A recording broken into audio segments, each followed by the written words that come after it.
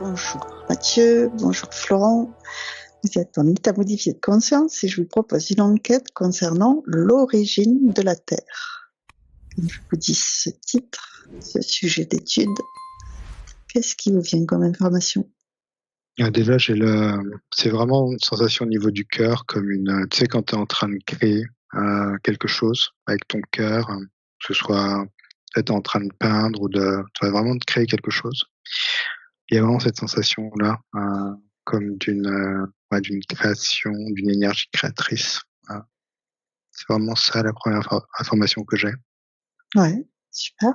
Oui, il y a vraiment une sorte de beau projet qui veut se mettre en place au tout début.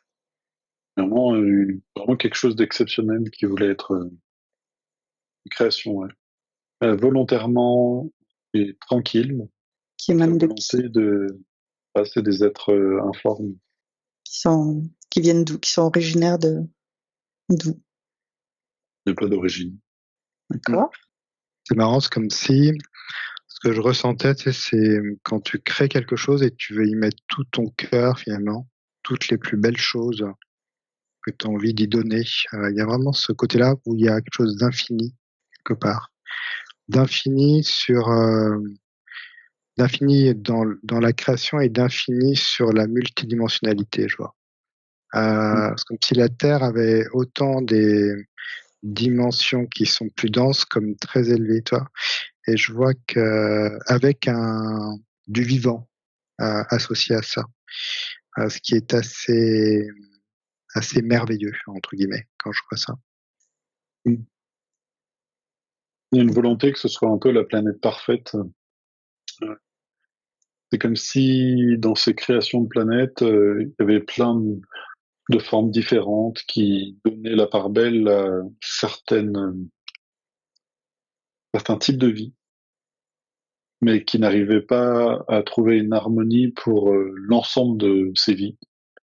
Alors quand je parle de la vie, c'est plutôt végétal et ce qu'on pourrait appeler animal, mais que ce soit tout ensemble, tout ensemble.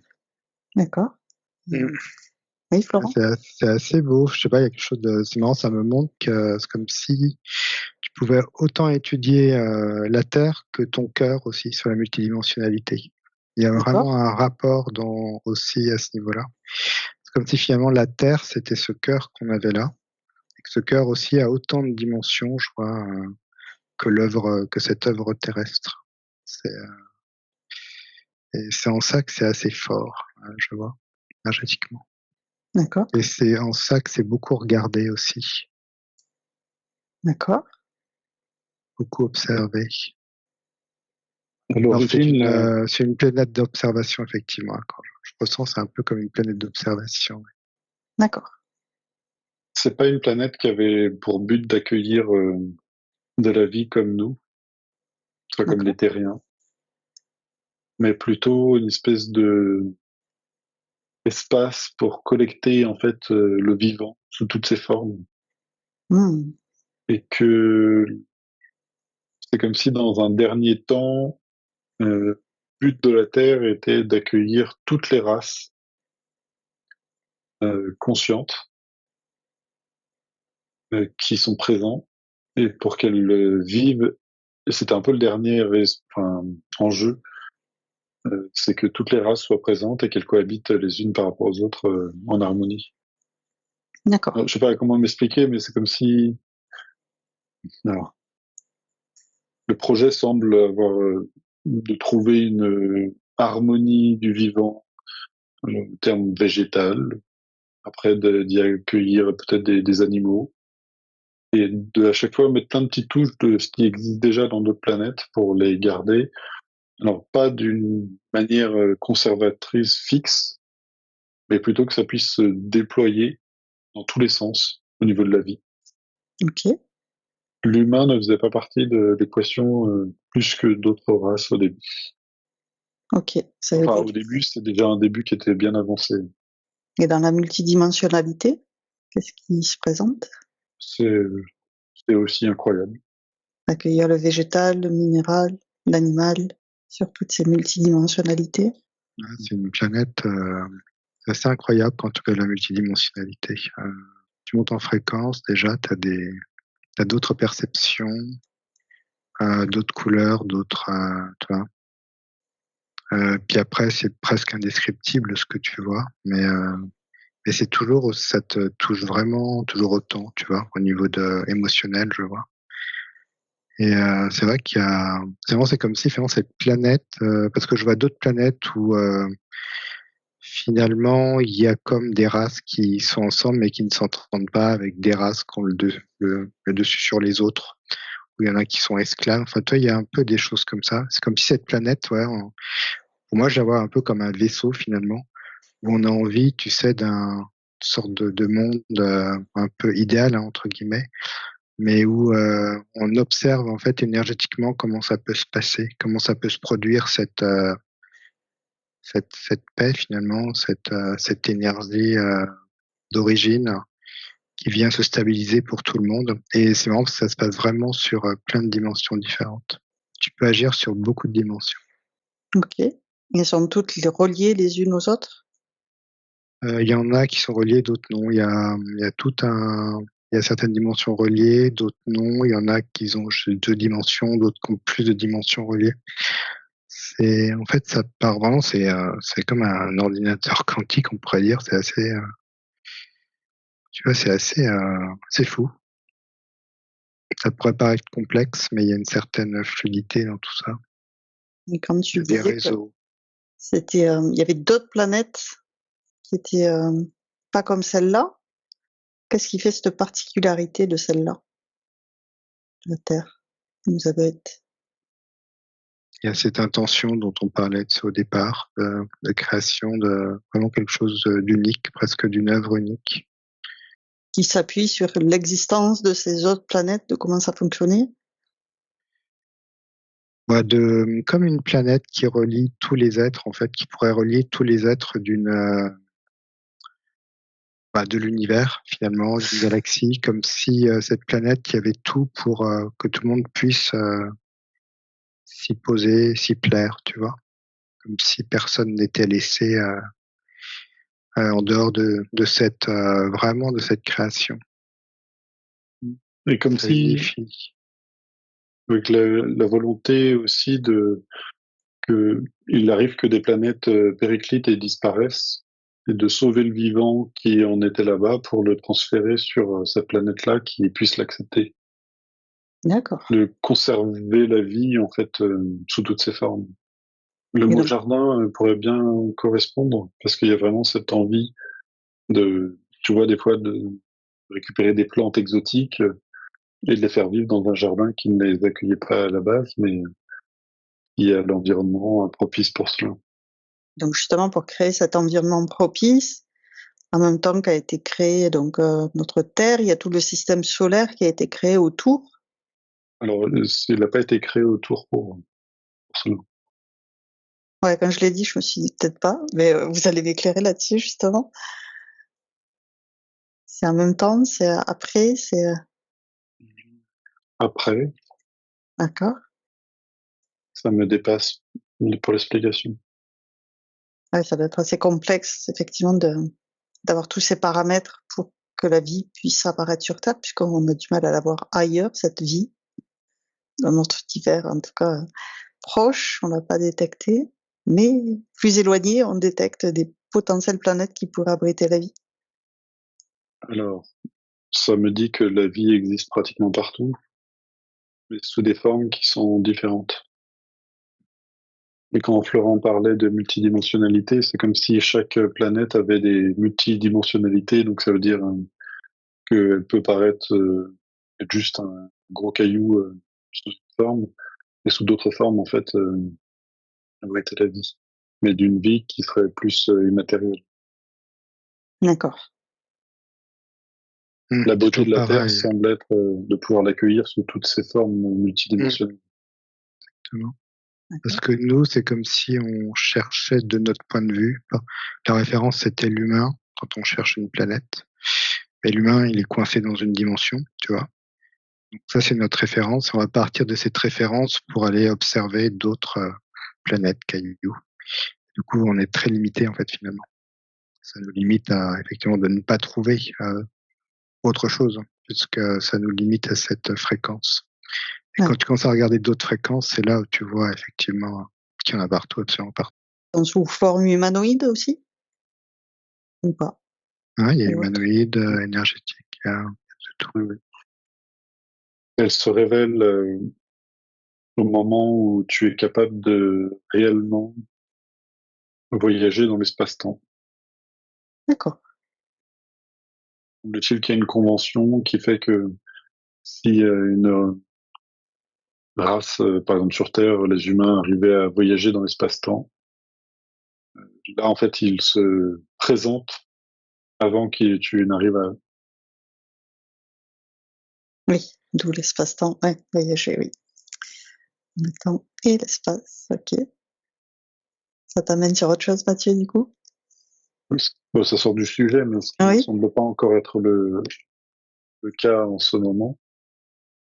Mais si un jour il y avait cette capacité, en fait, en gros, de changer de dimension, au lieu d'essayer de voyager, tu vois, dans l'espace simple, qui serait très long, ce serait en fait de changer de dimension, de changer d'endroit et de revenir dans la dimension pour voyager des très grandes distances.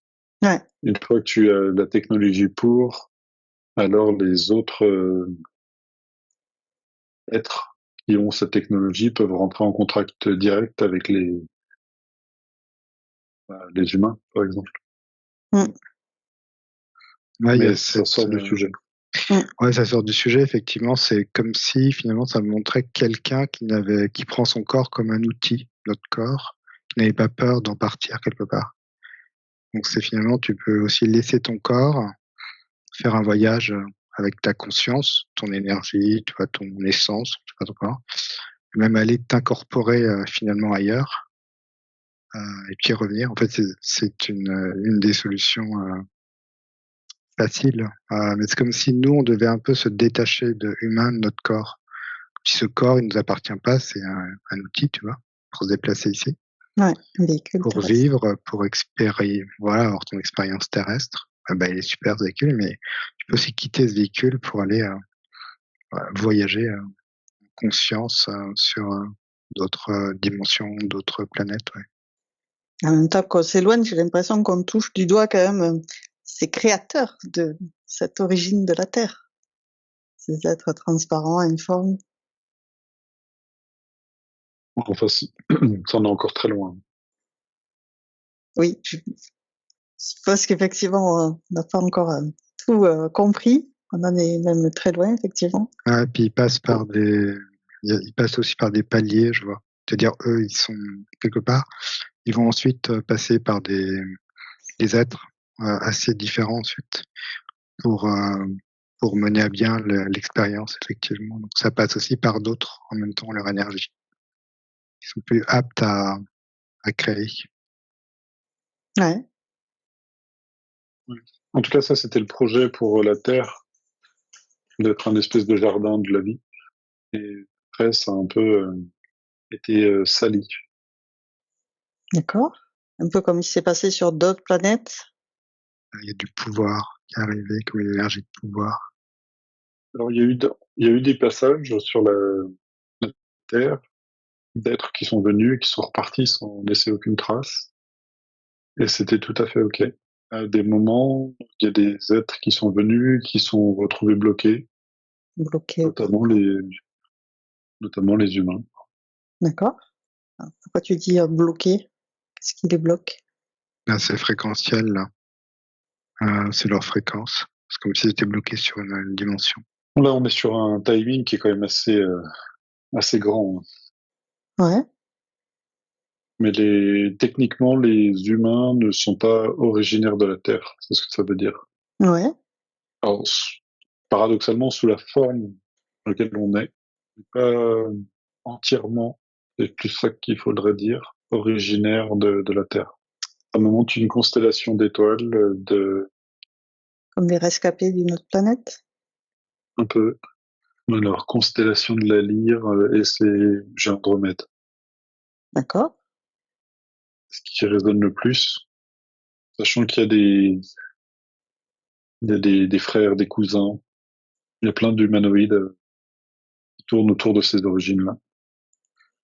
C'est marrant quelque part, c'est comme si l'humain, il était vraiment, il était là pour la 3D, enfin quelque part, dans sa 3D.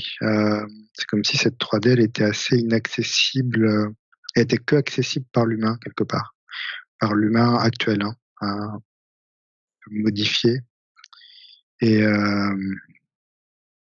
tu vois? Comme si finalement la 3D appartenait à nous, humains, que l'humain appartenait à la 3D, il y a un truc comme ça. Et comme si finalement les va-et-vient n'étaient que possibles par cette enveloppe, humaine. En fait, j'ai l'origine, c'est la chute de, effectivement, enfin, c'est pas l'origine. Il y a quelque chose qui collait pas entre ce que l'on connaît et pourquoi dire que l'humain n'est pas originaire de la Terre. C'est qu'en fait, ces êtres, je les ai pas vus arriver en 3D, mais dans un espace qui serait originaire plutôt de la 6e dimension. Ce qu'on appellerait, ça fait un peu les dieux de l'Olympe ou D'accord. Atlantide, en fait, si tu veux.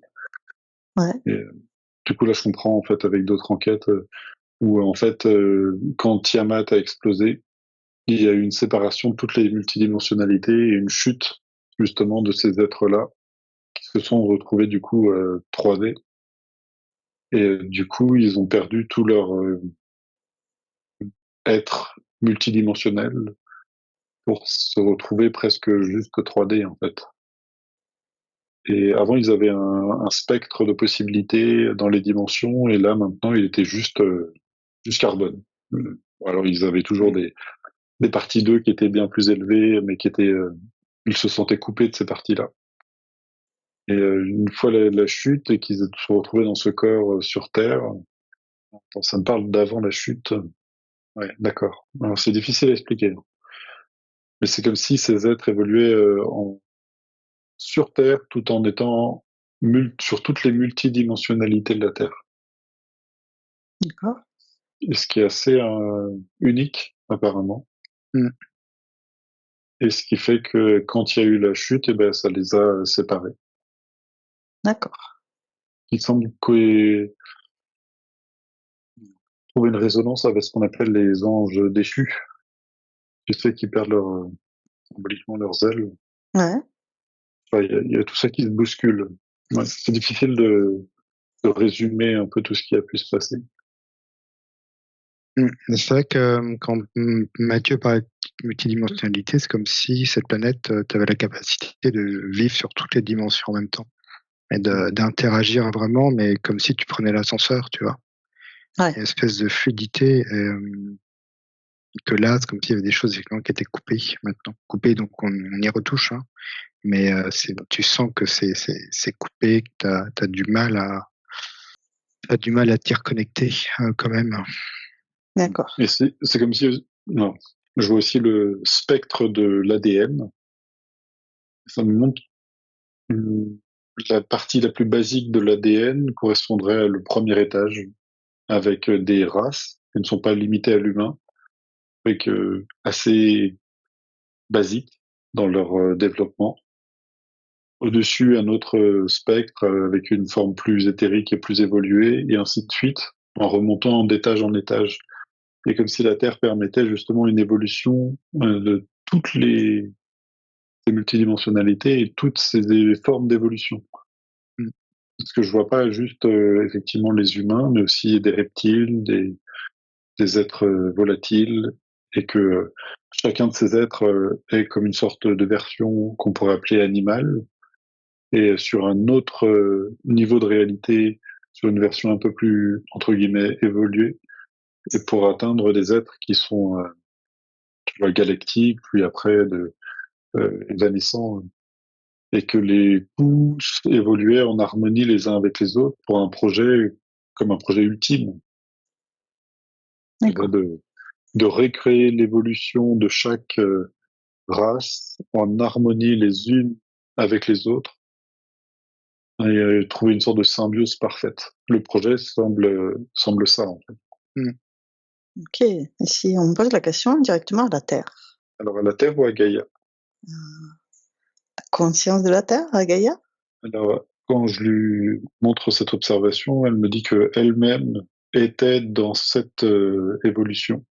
D'accord. Du coup, elle pourrait être considérée comme un esprit jeune par rapport aux responsabilités auxquelles elle doit faire face aujourd'hui. Je ne sais pas ce que le terme jeune peut vouloir dire, Oui, en termes mais biologiques, le terme. en tout cas que l'objectif n'était pas de se retrouver responsable de la survie d'une race, mais plutôt de d'être dans le mouvement d'évolution, plutôt de cette conscience Terre, dans la Terre, sur toutes ses multidimensionnalités. Et en fait, c'est comme s'il y avait une envie que part de zéro et qu'on implémente toutes les races ensemble, ou toute forme d'évolution, et qu'elles vont tous évoluer en même temps, mais en même temps que la conscience de la Terre. Et le projet était magnifique, mais sauf que maintenant, ça a été perverti. D'accord. Et du coup, elle a eu des moments difficiles. Maintenant, ça va mieux. Et c'est comme si elle s'était posé la question de walking, de se faire D'accord. remplacer par une conscience plus résistante pour faire face aux enjeux, mais que du coup, elle a décidé de s'extraire momentanément. Et là, elle est revenue Ok. pour nous aider mais il y a un autre projet, en fait, maintenant. Il y a un autre projet. Donc, sur notre projet, c'est de remonter en 6D comme elle était avant la chute de l'Atlantide, avant Tiamat, en explosion de Tiamat. C'est marrant parce que Gaïa, je la sens toujours sur plusieurs dimensions finalement. Euh, c'est comme si c'était finalement nous qui étions bloqués en 3D. C'est comme si elle avait accès à d'autres dimensions. D'accord. Mais c'est comme si elle avait envie de faire circuler les choses, en fait. Je vois qu'elle a été beaucoup affectée, je sais pas pourquoi ça m'a montré ça, comme Mathieu parlait, comme des essais atomiques, comme si ça avait ébranlé beaucoup d'autres dimensions, en fait, comme si on était rentré dans quelque chose de plus quantique, tu vois, comme des portails. Et ça l'a beaucoup affecté, comme si même des autres dimensions avaient été touchées par ces explosions. Ça l'avait affaibli. Et il y a redonné un mouvement de vie, en fait, global. Comme si l'expérience se terminait, cette expérience-là où on est. D'accord. C'est de l'info maintenant, c'est de l'information. Ouais. Que ça demandait à redémarrer, comme si je voyais la Terre sortir en fait de son espèce de filet là, tu vois, lourd, comme pour vraiment s'élever. D'accord. Elle me dit qu'il y a plusieurs plans, que le plan A, ce sera de retrouver l'esprit d'origine, mais ça voudrait dire pour les humains accepter de partager la Terre, et que explique de toute façon dans le plan B, on la partagerait avec trois autres races. Ok. Parce qu'en fait, la Terre nous appartient pas, en fait. Je parle des humains. Ouais, ouais. Tu vois quoi comme race? Les trois autres races. C'est pas clairement défini, peut-être? Mais j'essaie de prendre les bonnes infos et tout D'accord. vérifier. Alors, j'ai des êtres humanoïdes plus grands que nous. On pourrait dire des géants. Mm. Et sinon, ce sont des reptiliens bienveillants. Et avec nous, ça fait trois. Ok. Ils sont également plus grands que nous. Ok. S'il fallait donner le mot pas correct, mais une attribution ou une paternité, tu vois, de propriété de la terre, ce serait aux vivants, de toute façon, en premier. Mais en second lieu, ce serait effectivement à ces trois races qui devraient cohabiter. Hmm. Et donc ça, c'est le plan B, puisque le plan A, ça serait de retourner à l'origine, la sixième dimension à laquelle elle appartenait précédemment. Dans tous les plans, on remonte La alors, sixième. à la cinquième pour récupérer la quatrième après derrière. C'est ce que je voyais. Pour récréer cette multidimensionnalité complète. Et le plan A, en fait, c'est de redonner un espace cohérent d'évolution pour toutes les races, mais pas comme nous on l'entend, euh, avec ce qu'on appellerait les animaux sous plus de formes, qui Donc là, ça demanderait en fait à ce que les humains fassent un sérieux pas de côté en fait. Comme si effectivement même la 3D pouvait se mélanger à d'autres dimensions, tu vois. Il n'y aurait pas que la 3D. Il y aura déjà des fréquences qui commenceraient à se mélanger. On pourrait passer déjà d'une fréquence à une autre. Il y a déjà beaucoup de choses qui changeraient. Je ne vais pas en dire, mais S'ouvrir à l'invisible, ouais, qu'aujourd'hui est invisible. exactement. Ouais. Par rapport à ces infos, Mathieu, il y a d'autres choses à partager? Non, j'ai l'impression que c'est plutôt le plan B mais que pour l'instant on n'est pas prêt. Ouais. Déjà parce qu'on prend comme une menace cette information, alors qu'il n'y a pas de lieu d'être et que le principal là, c'est de stabiliser, d'évacuer en fait tous les nuisibles qui évoluent sur la 4e dimension. Et ça va mettre beaucoup de temps. Effectivement. Mais le but du jeu, c'est ça, c'est que la Terre puisse retrouver cette dimension de paix, finalement. Oui, c'est ça. Et déjà qu'on n'arrive pas à être en paix, nous les humains entre nous, ce serait difficile de concevoir une cohabitation avec d'autres races pour l'instant. Oui. C'est pour ça que je vois parfois certaines races qui peuvent communiquer, mais avec un humain, tu vois, pas plus. D'accord. Un humain qui serait déjà sur notre plan, quoi, tu vois. Ça, c'est pas du tout en collectivité. Ça me ramène au peuple premier, en fait. Communiquer avec les animaux plus facilement ou avec les plantes très facilement. Ouais, t'as de la télépathie dans tous les sens presque. Ça c'est marrant. Vraiment de la vraie télépathie où tu n'as même pas besoin de parler même. Ouais. Chose de plus calme. Mais il y a en tout cas, ce que disait Mathieu, finalement, il y a un temps humain qui est quand même qui est présent et qui est beaucoup plus lourd et lent, tu vois, à se mettre en place. Et par rapport à effectivement ce temps géologique qui, nous, humains, nous dépasse complètement, puisqu'on ne vit que 100 ans maximum, comparé à la Terre, c'est complètement démesuré. Non, mais ça changera. Et puis à l'époque, il y avait vraiment ça fait vraiment penser aux dieux de l'Olympe, tu sais, qui se projetaient eux-mêmes sur Terre dans une continuité d'histoire. Donc comme s'ils se voyaient au-dessus et qui se projetaient pour avoir des histoires qui collaboraient ou qui interagissaient directement avec les dieux d'une certaine manière. C'est un peu la vision qu'ils en avaient où l'un et l'autre, c'était pas hermétique. Et des fois, les humains incarnés sur Terre avaient des visions, des discussions avec leur partie d'eux-mêmes au-dessus. On pouvait appeler des dieux, justement. Et du coup, quand il y avait un corps qui décédait, c'est pas grave, tu remontais, tu redescendais, tu continuais une histoire. Et ça, c'est vraiment de l'ordre de la mythologie. Et vu l'environnement actuel et la rupture des multidimensionnalités sur Terre, on se retrouve un peu dans un espace qui semble clos et enfermé. Et tant que c'est le cas, on peut pas avoir des explications ou une perspective plus agrandie de la situation. Hormis en allant voir nos vies antérieures pour avoir les informations qui peuvent remonter. Oui, mais même pour accéder à cela, il faut remonter très très très loin. D'accord. Vraiment très loin. Et 6000 plus ça, des vies sur l'Atlantide, dans un passé un peu fantasmé. C'est fou hein, quand tu regardes, quand tu essayes de regarder toute la frise chronologique, il y a quand même des périodes incroyables, hein, même en dehors de l'Atlantide, hein, même avant. Des choses vraiment très d'une beauté assez incroyable. Avec beaucoup de métaux aussi, d'or. Enfin, il y avait vraiment des choses, tu sais, où tu t'en prenais vraiment plein les yeux, quoi. En lien beaucoup avec la nature. Et comme s'il n'y avait pas de peur, tu sais. Il n'y avait pas ce sentiment. Il était là, mais à sa juste place. Il n'était pas invasif, tu vois. Tout ça n'était pas. C'était juste, c'était juste la vie. Voilà, ça c'est qui est expliqué, mais.